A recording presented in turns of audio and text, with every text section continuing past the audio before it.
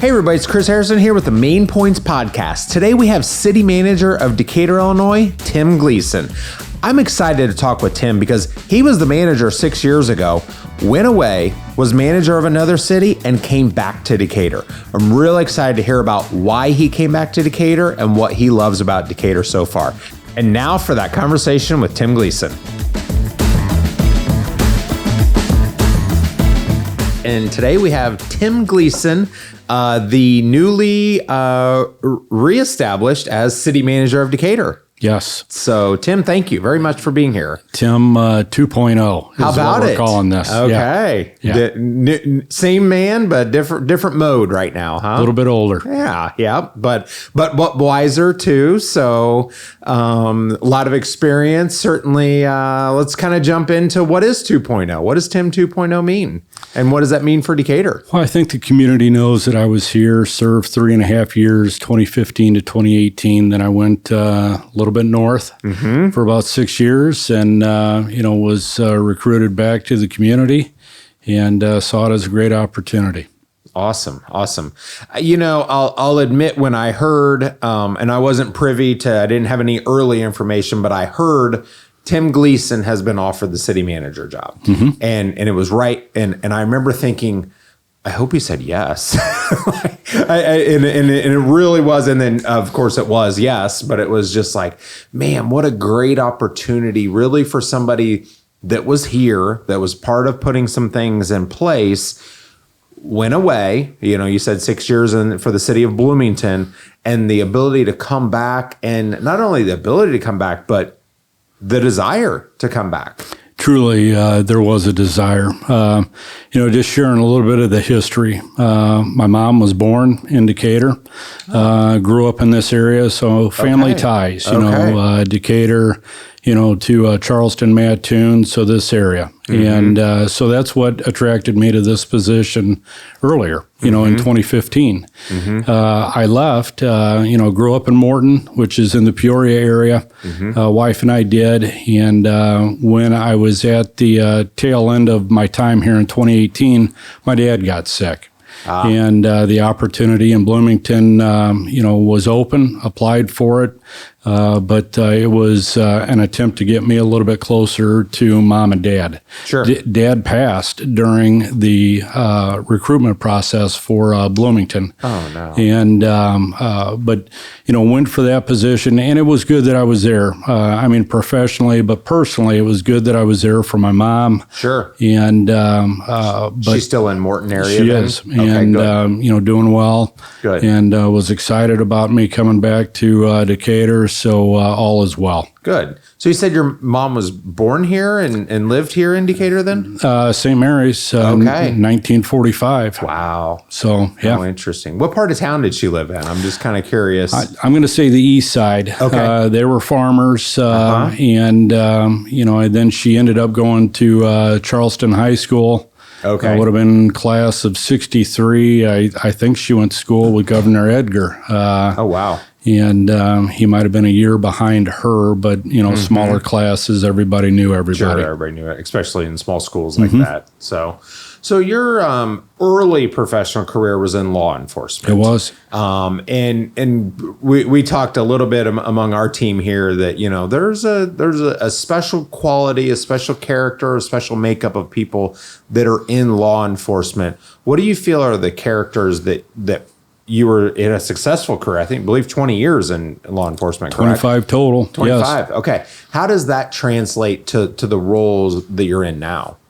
Actually, I speak to this, to different groups when I'm trying to encourage public safety, both police and fire, to consider city management as a possibility. And, I think the connection is very much there. And I'll walk you through this, Chris, real quick.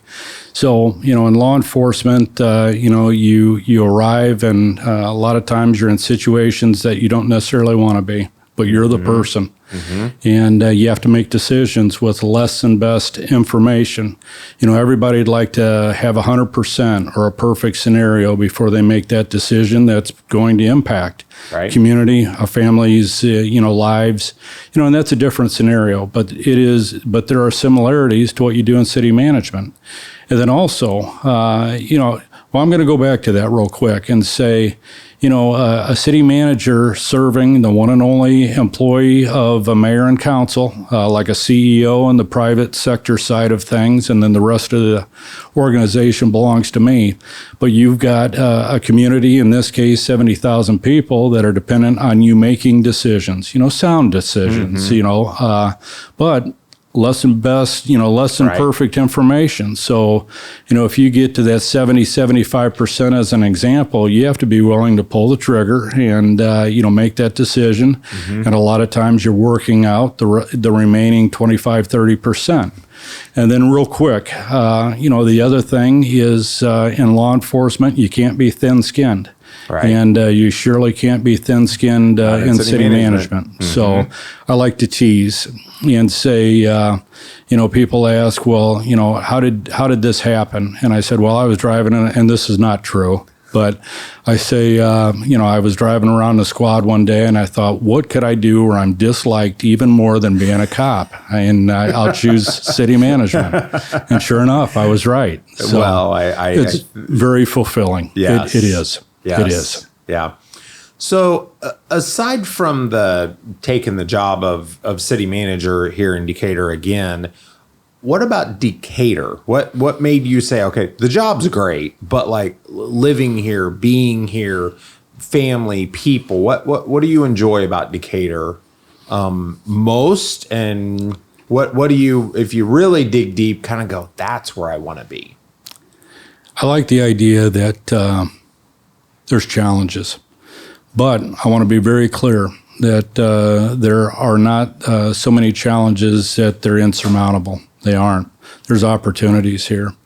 And what I found in the 3.5 years that I was here before, and then the 6 years since I've been here, these opportunities that do come our way in the city of Decatur, we've got to seize those, and we have to maximize those, because those opportunities may not be as plentiful as other communities, other regions across not just Illinois, but across the United States.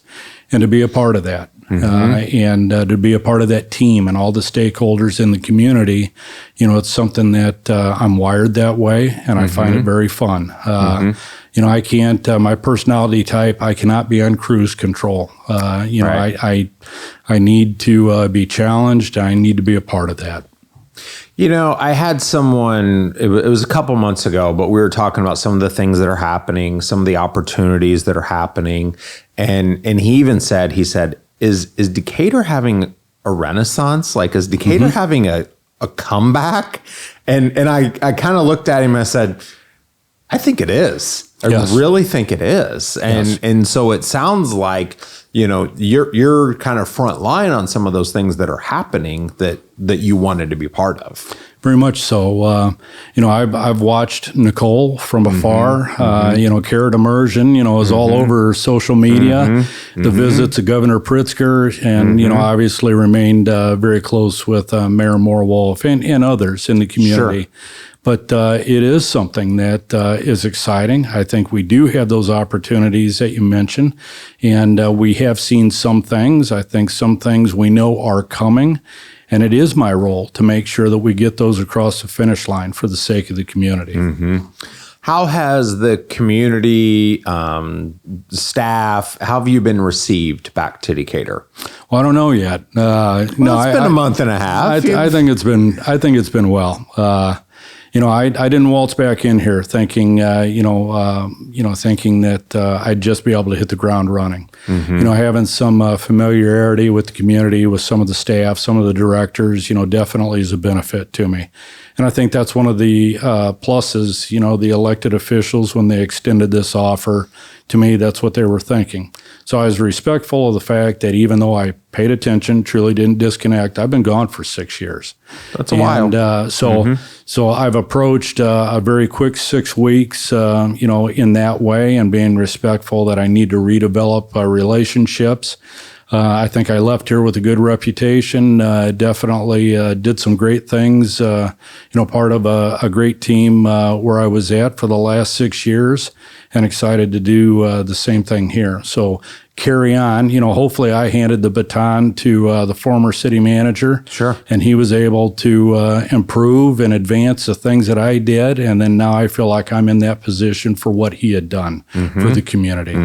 I think things run in cycles, and I think people have certain amounts of energy or issues they can tackle and move the ball down the field, I think is a good analogy too. And you're here now to move that ball down the field for Decatur. So, Agreed.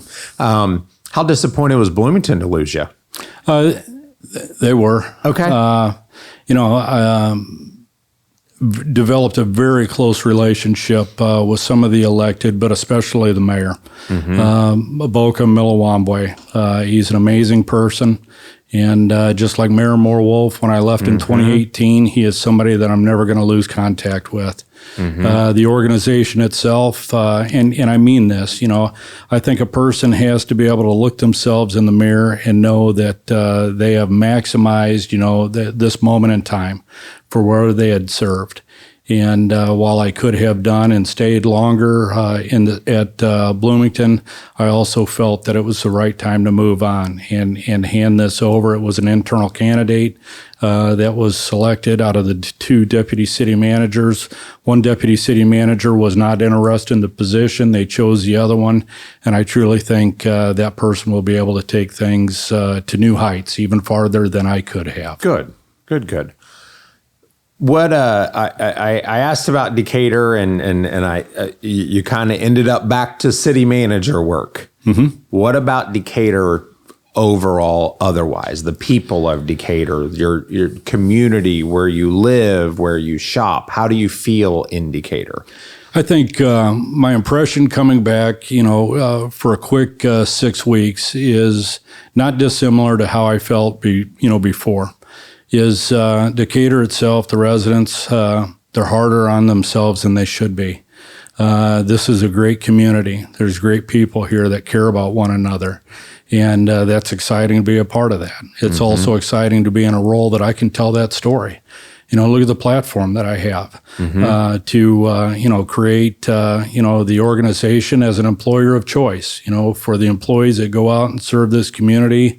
A lot of times for 20, 25, 30 years, that's a story to be told, not just a box to check and move on to the next task that's at hand, but also externally in the community. To your question, Chris, this community is built, is made up of the very same people, that truly care at the end of the day, want to know that their local government is, fiscally sound and communicating properly to the taxpayers, but want to raise a family, want to be able to do things when they're off, and it's exciting.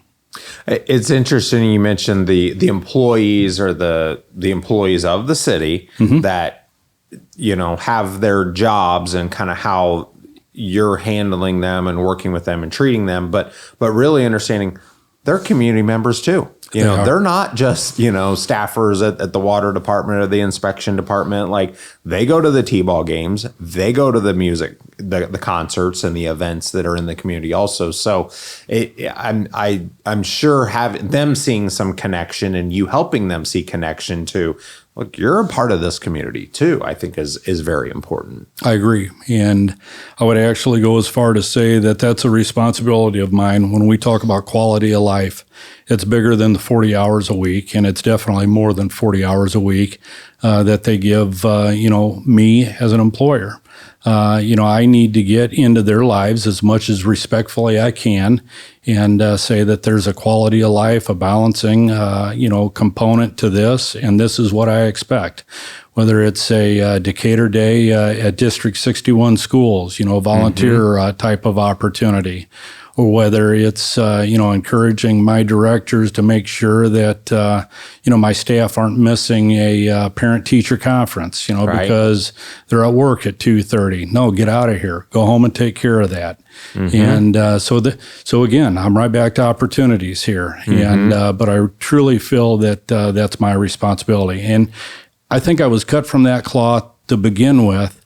But if there was ever a time, it was 2.5 years in COVID that I think, sort of enhance that for everyone, that you need to care for one another a little bit more than maybe we did before that. And then also in law enforcement, I came away after 25 years, knowing that people don't know what's going on under their neighbor's roof, whether it's hard times. Well, it's the same thing with coworkers that you spend 40 plus hours a week with. I mean, they are your family. So there's grace, that expectations, accountability, I get that, but also grace is, needs to be a part of how we treat one another. The grace is an important one, I think, for people to give, others grace, obviously, but give themselves some grace too. I see a lot of people that are very hard on themselves too, and just, expect more from themselves. And so I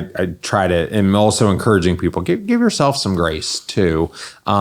But absolutely, to the neighbor or the person across the street, or they're loud, or they do this, and it's just like, I do annoying things too. We're all different, and I think through COVID too, you mentioned that about people caring. I think that's something I've really gathered is like, everybody's different. Nobody is going to talk, act, or do things exactly the way I'm going to do them. And they're going to look at me and go, why is he doing that like that? Same way I look at other people sometimes. So I think grace is definitely an important word to carry from this.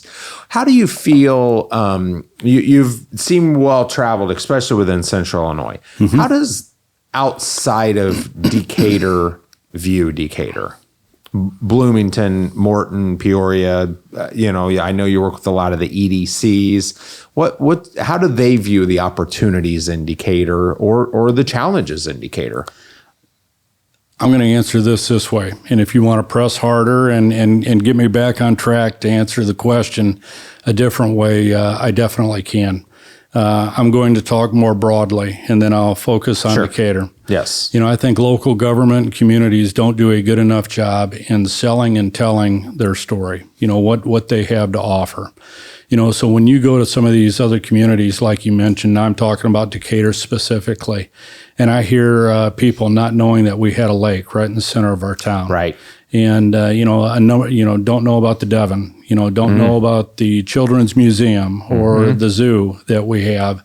That's something that we need to fix. And not just me, but again, in the position that I hold, I've got a responsibility and I think an opportunity to be able to tell that story. Do you know?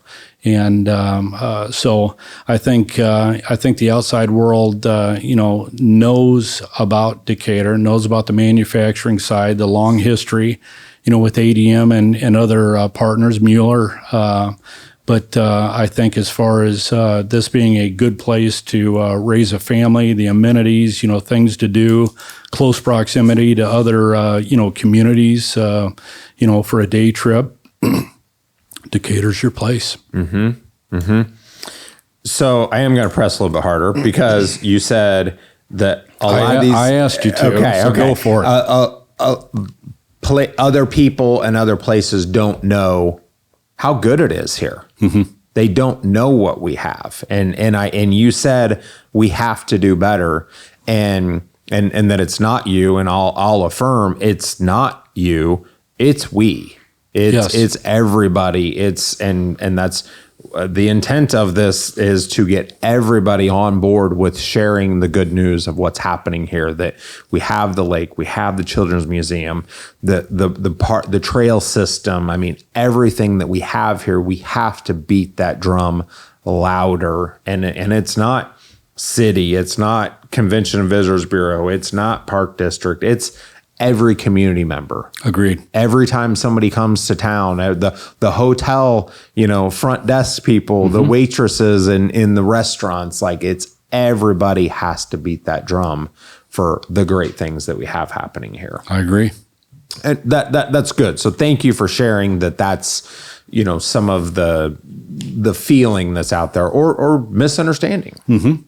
And really not even misunderstanding, but just, and not even misinformation, just lack of information. I agree. They don't know what they don't know. I feel more comfortable saying it that way. I don't even think that we're at a point of misinformation or misunderstanding.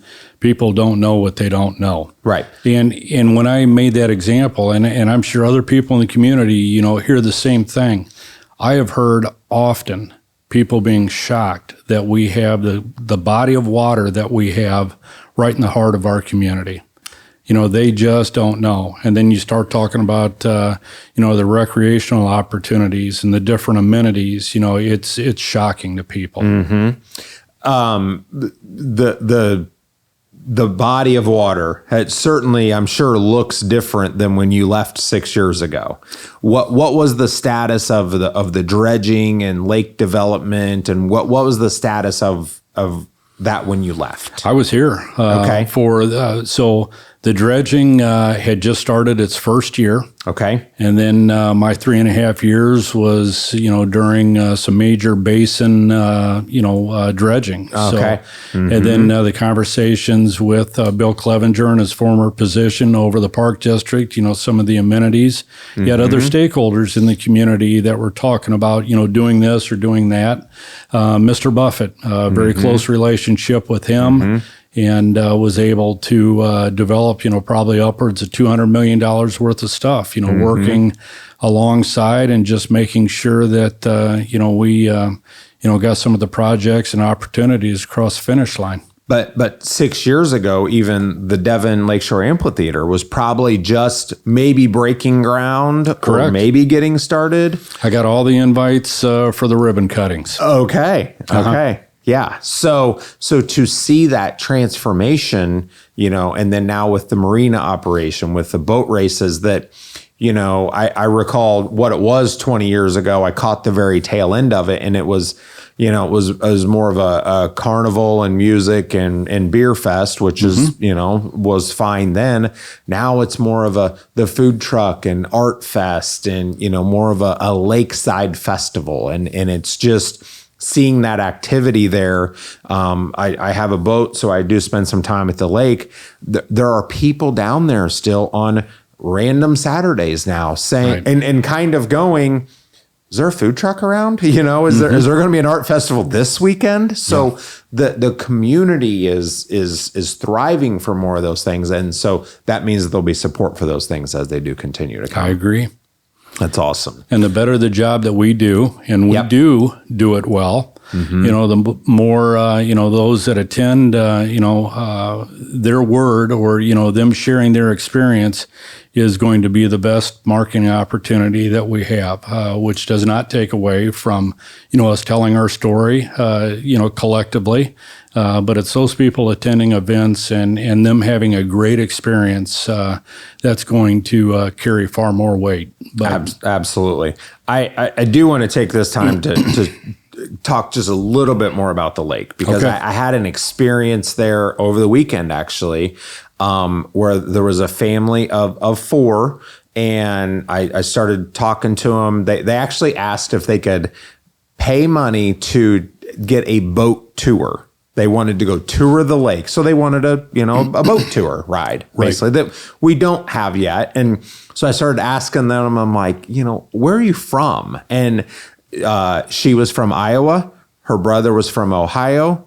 They had just moved here. Okay. And they're trying to get the rest of their family to move here because it's so beautiful here. And it really, and this was a 100% true story.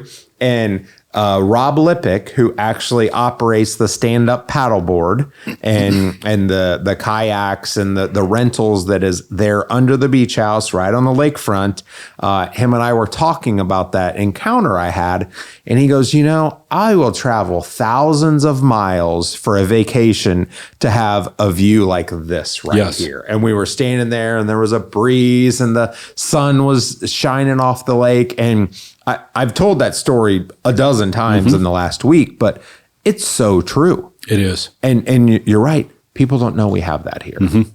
So I hope we keep doing events to bring more people here. And, the people that are here need to enjoy that too. And you actually went where I was going to go. And, even our residents themselves, while they know the community, When you're out at the water park, or if you're out at the zoo, or if you're at a certain park, it's a different vantage point that you may not consume every single day, in your daily life.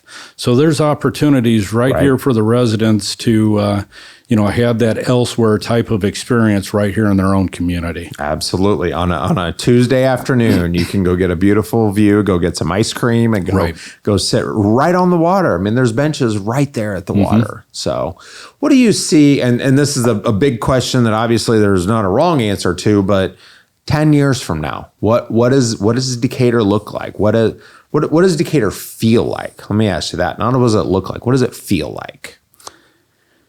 Hopefully, hopefully you're looking for, there's not negative responses to this, but just being realistic. And in this, I think in us understanding, where we truly are today. And I think the stakeholders, community realizes some of the challenges that we have. But again, collectively, I think that we have opportunities. So 10 years from now, I think, we've maybe solidified and strengthened, our school district here in the community. We've addressed some of the housing challenges that we have, and we've got opportunities there. While you look at the higher end, maybe market-driven, I think that our sweet spot right now over the next decade is more affordable housing to be able to, keep up with the workforce that's coming. I also think that, even if we don't realize all of the bigger projects that we've talked about as a community, we're going to realize some of them. And then now what are the trailing, 10 years from now, I think we're starting to, okay, those are done.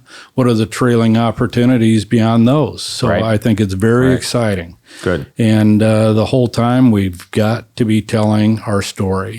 For me in local government, I call these outlook moments where truly I've got to put on a calendar a moment in my day where I pause and truly celebrate the wins, be able to communicate those wins, and let the world know about those wins. So in the community, probably more so that they can be proud of what's occurring right here and that they're a part of. Good. There's a quote that says, 10 years ago, you'd be thrilled to be where you are right now. And I think Decatur needs to take that too. And I agree. Where were we 10 years ago? And look at where we're at now. Now let's imagine where we can be 10 years from now. And because 10 years ago, we imagined a lot of the things that we have now happening. And they're happening. So let's make sure we're continuing to look for the next 10, 15, 20 years ahead too. I agree. And you have to. And tell people about it. Yes. I've got to tell a lot more people about it. Well, Tim, we could certainly do this all day, but I respect your time and I thank you. And I definitely welcome you back to Decatur and thank you for joining us. Thank you, Chris, very much. Good. Appreciate it. Probably started. That was a great conversation with Tim Gleason. What I really liked about that was that he said, we have to do a better job of telling our story. That's all the community members of Decatur, that's elected officials, that's organizations, that's companies, everyone spreading the word about the good things that are happening in Decatur. So if you're enjoying watching this show, please share it with friends and help them join our journey here. Thank you.